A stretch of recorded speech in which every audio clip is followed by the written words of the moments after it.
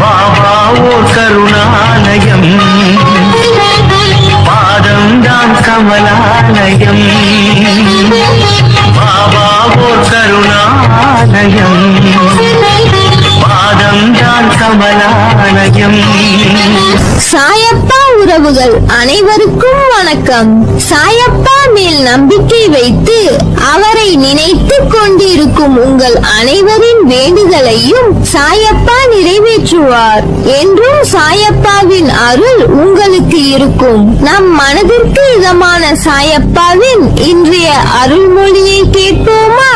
அன்பு குழந்தையே, உன்னிடம் பேச வேண்டும் என்பதற்காகவே இந்த செய்தியை உன் கண்ணில் பட வைத்தேன். மனதில் வலியுடன் என்னை நோக்கி அமர்ந்திருக்கிறாய். உன்னுடன் மனதால் பேசும்போது உனது கவலைக்கு காரணம் உனது கர்ம வினை என்றேன்.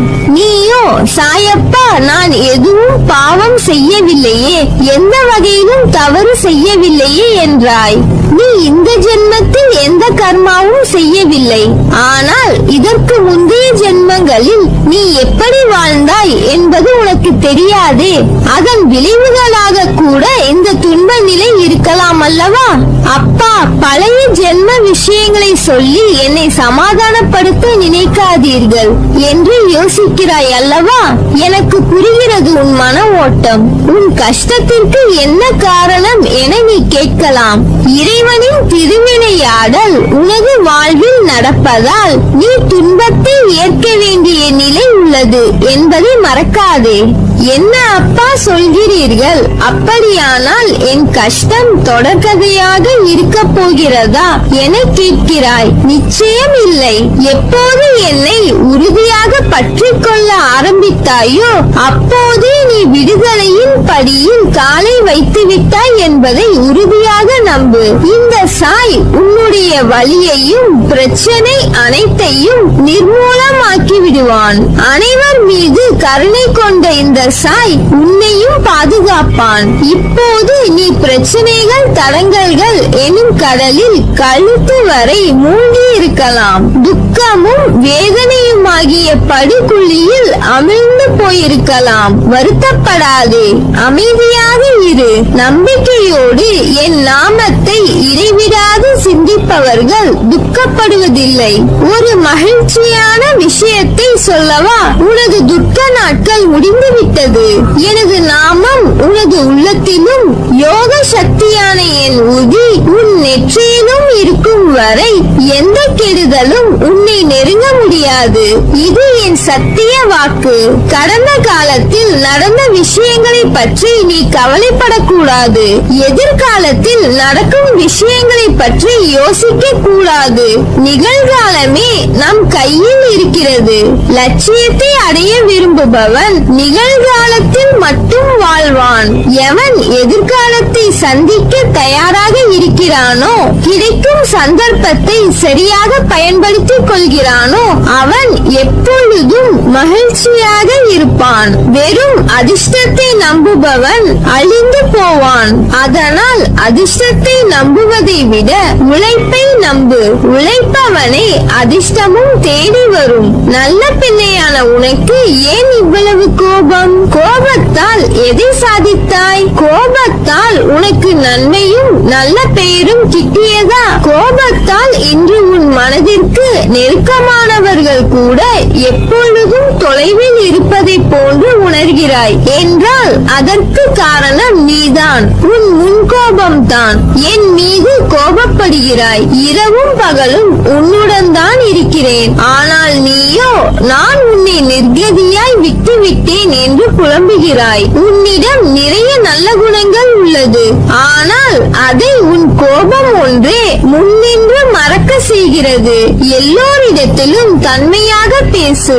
எல்லோருக்கும் வாழ்க்கையில் சண்டை சச்சரவுகள் இருக்கத்தான் செய்யும். அதையெல்லாம் பொருட்படுத்தவே கூடாது. சில விஷயங்களை அப்படியே விட்டு விடுவது உனக்கு நல்லது. ஏனெனில் உன்னை சுற்றியுள்ள சிலர் பிரச்சனை பற்றி அறிந்தும் அறியாதவர்கள் போல உன்னிடம் நடிக்கிறார்கள். ஆனால் நீயோ அதை புரிந்து கொள்ளாமல் பிரச்சனைகளுக்கான தீர்வை தேடி அலைந்து திரிந்து கொண்டிருக்கிறாய். சிலர் உனக்கு பின்னால் உன்னை பற்றி கேலியாக பேசுவதை வருந்துகிறாய். ஒன்றை நன்றாக புரிந்து கொள். அவர்கள் விமர்சனம் செய்யும் காரணம் தெரியுமா? உன் தரத்திற்கு வர முடியாத போது உன்னிடம் இருப்பது போன்று அவர்களிடம் இல்லாத போது உன்னை துன்புறுத்தி அது முடியாத போதுதான் அவர்கள் இப்படி செய்கிறார்கள். இன்னும் உன் வாழ்க்கையில் பல அற்புதங்கள் நடக்கப் போவதையும் நீ பார்க்கத்தான் போகிறாய். என் வார்த்தைகள் மீது நம்பிக்கை வை. நீ என் உயிரான குழந்தை. நீதான் எனக்கு உலகம். கஷ்டம் வலி யாருக்கு இல்லை? ஒருவர் உனக்கு கஷ்டத்தை ஏற்படுத்த நினைத்தால் அதை நீ அனுபவிக்கிறாய் என்றால் கர்ம வினைதான் காரணம். நான் அனுமதிக்காமல் அவை உன்னிடம் வராது. அப்படியும் கஷ்டமும் துன்பமும் உனக்கு வருகிறது என்றால் உனக்கு சில விஷயங்களை புரிய வைக்கத்தான் வருகிறது. நாம் செய்யும் காரியங்களின் பலனையே நாம் அடைகிறோம். நல்லதும் கெட்டதும் நம் செயல்கள் மூலமே விளைகிறது. முன் செய்த பாவ புண்ணிய பலன்களை நாம் இன்று அனுபவிக்கிறோம். கலங்காதே, உனக்கான அனைத்தும் விரைவில் உனக்கு கிடைக்கும். அனுதினமும் உன்னை ஏதாவது ஒரு ரூபத்தில் வழிநடத்த நான் முயற்சி செய்து கொண்டு வருகிறேன். ஆனால் நீயோ அதையெல்லாம் தவற விட்டுவிட்டு பிறகு மீண்டும் என்னிடமே வந்து உன் துயரங்களை போக்க வழி கேட்கிறாய். முதலில் துயரங்களை நினைத்து கவலைப்படாமல் இரு.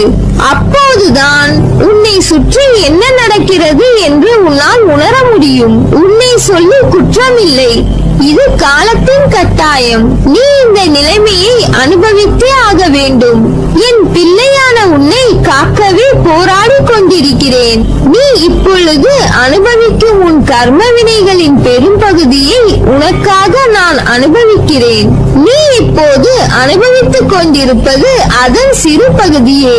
வாழ்க்கையில் நீ சந்திக்கும் தோல்விகளை வைத்து வாழ்வில் தோல்வியுற்று விட்டதாக முடிவு செய்யாதே.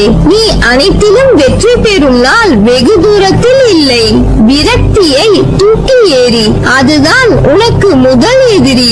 எந்த நேரமும் உன்னை பாதுகாத்துக் கொண்டிருக்கிறேன். உன் சாயப்பா உனக்கு உலகமாய் தெரிகிறேன் என்று உணர்கிறாய். பிறகு எப்படி உன்னை விட்டு போவேன்? உன் அம்மாவாக அப்பாவாக என்றும் துணை நிற்பேன். என்னுடைய முழுமையான அருளால் உன்னை ஆசிர்வதிப்பேன்.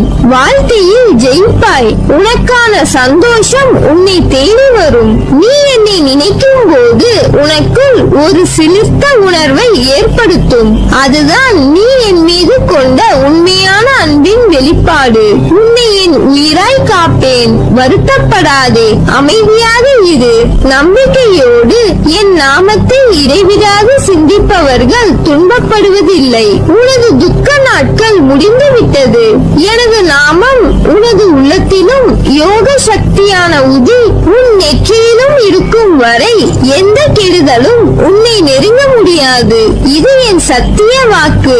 அனைத்து வளங்களும் உன்னை சேரும் காலம் வந்துவிட்டது. நீ சகல சௌபாக்கியங்களையும் பெற்று சீரும் சிறப்புமாய் நல்ல பெயருடன் நிம்மதியான வாழ்க்கை வாழ்வாய். உனக்கு எல்லா சூழ்நிலையிலும் நான் துணை நிற்பேன். நல்லதே நடக்கும்.